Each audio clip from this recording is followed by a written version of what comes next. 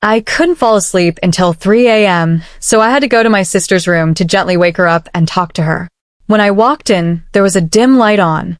All my sisters were sleeping. Then I noticed my elder sister wasn't asleep in her room. I wondered where she could be at such a late hour. I went out into the courtyard. The bathroom was located in the courtyard. As I got closer to the bathroom, I heard faint whispering. I heard my sister's voice telling someone to hurry up, or else someone might come. There was a man inside saying, "Who would come at 3 a.m.? Don't worry, let me do this in peace." Then I looked for a hole in the bathroom door to see what was happening. Looking inside in the dim light, I saw them comforting each other. The guy comforting my elder sister was from our neighborhood. I was furious and confused, not knowing what to do. Then an idea came to my mind. I went back to the bathroom door and said quietly, "Kenise, I know you're inside and someone is with you. I also know what you are doing. It's in your best interest to open the door slowly. No one in the house will wake up from the noise. Don't make a scene." My elder sister's voice came from inside. "Brother, you're mistaken. I'm just in the bathroom. Why did you come? Go away right now." I replied, "No, don't lie to me. I saw everything. It's Tamor, the same vagabond you used to mess around with before. Your best option is to open the door, otherwise I'll bring Mom and Dad."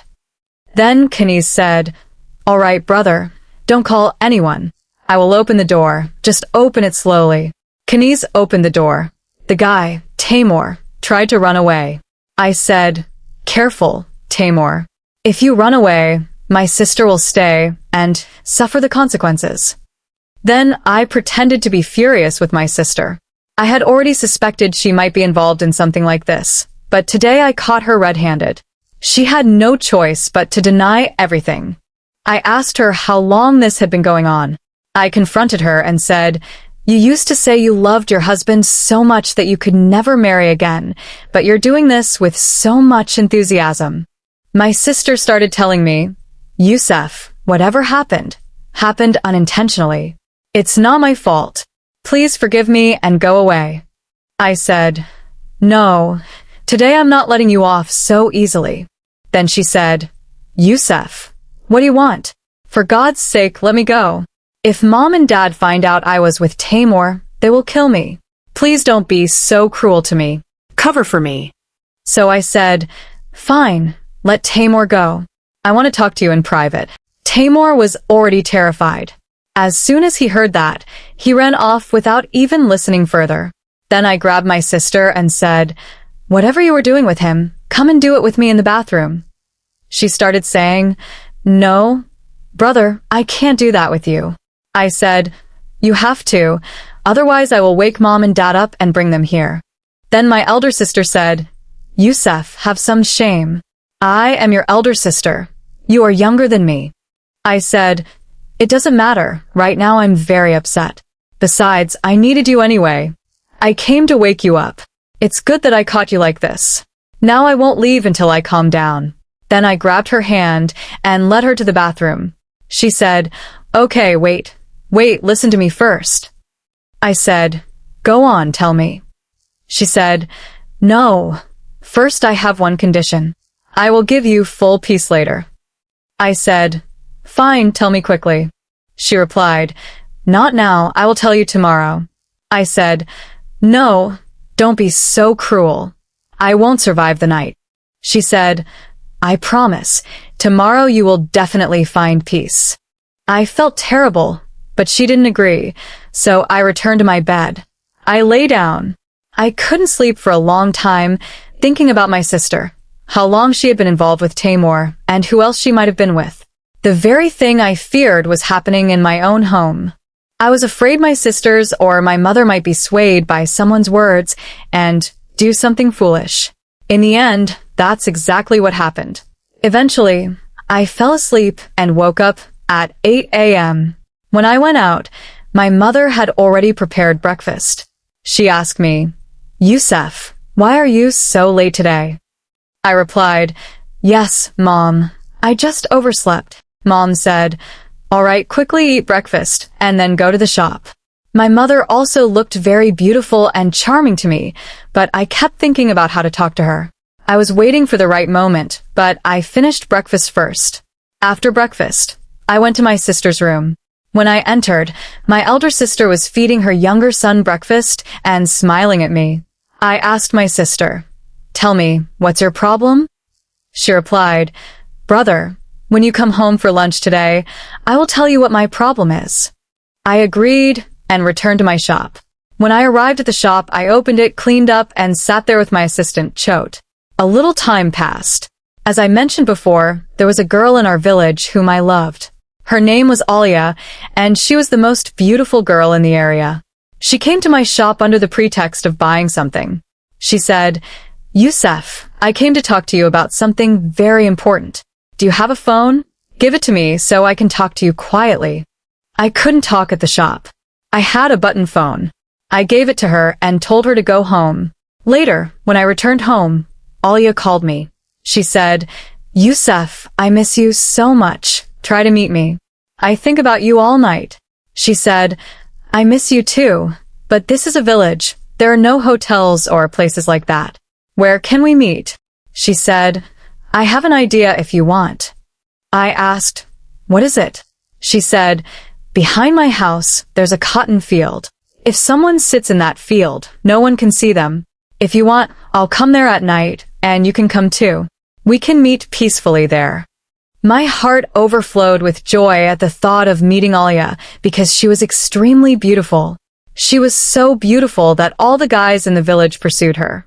But I was afraid that if I got caught with Alia, the villagers wouldn't spare me. Besides, I had another attraction, my sister. So I told Alia that the place wasn't suitable. "We can't meet there. Think of another place." She said, "Please, Youssef, come. I want to talk to you. My family is looking for a suitor for me. They might marry me off. Talk to your mom and dad to arrange a proposal for us."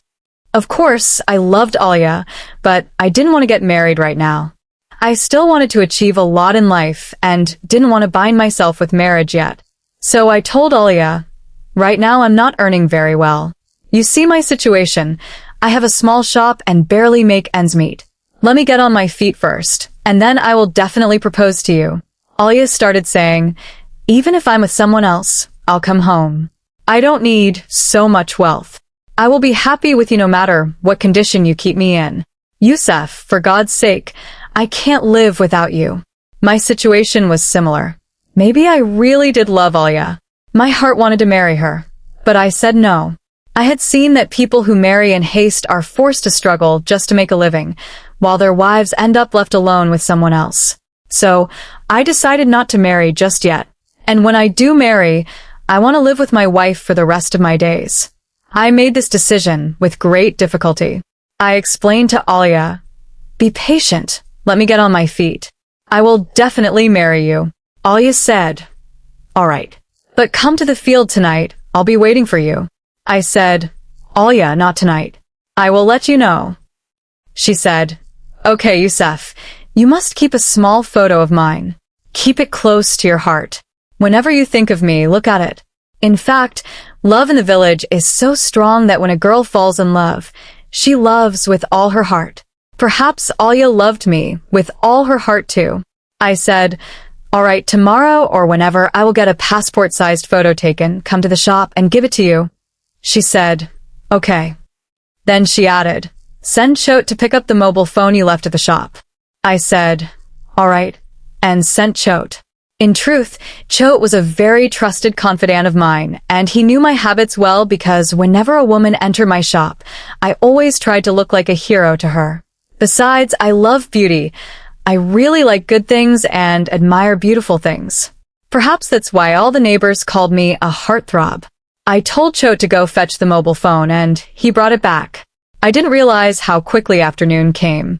Then I said, "Chote, you shouldn't go home today. I'll go home and eat myself." He said, "All right, Ustad Ji." It was 1 p.m. I went home under the pretext of eating. When I arrived, Mom was still there. "I haven't prepared anything yet," Youssef said. "You should cook today. You came home for it." "I should have sent your younger brother." She replied, "Yes, I was busy with work, so I came myself." He said, "I haven't cooked the food yet." All right, sit down. Then I went to my sister's room. My two younger sisters had probably gone out somewhere. She wasn't there either. My elder sister was sitting alone. I asked, "So, what's your problem?" "You didn't tell me." She replied, "Brother, I like a guy." I said, "Yes, I know about Tamor." She said, "No, not Tamor, someone else. He's not from our community." Then I asked, "Kenise, why were you doing that with Tamor last night if you don't like him?" She said, "Brother, he satisfies my needs. I couldn't even refuse him." Then I said to Kenise, "That's wrong. If you don't love him, why did you let him get close to you?" She said, "Leave it, brother. I don't want to discuss it. I told you I like a guy, and I want to marry him."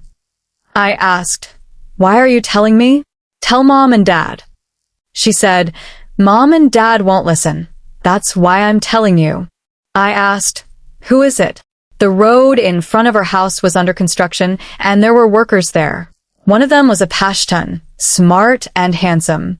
My sister said, "I like this Pashtun. He comes to see me at night too. He came last night as well." I was shocked by what was happening in our house. I said, "All right." Then she said, "I want to marry him. But this guy is from Waziristan, so Mom and Dad won't agree at all.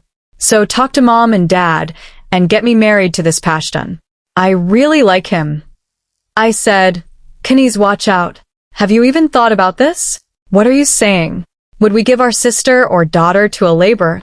She asked, "Brother, do this for me. Believe me, the peace I will give you, you will remember for the rest of your life." Because of how she spoke, I couldn't refuse her. I said, "All right, I'll talk to them." She replied, "No, brother, talk to me first. I'll do your work later." I said, "No, Kenise, for God's sake, this task is very difficult and will take a lot of time. Please give me peace tonight."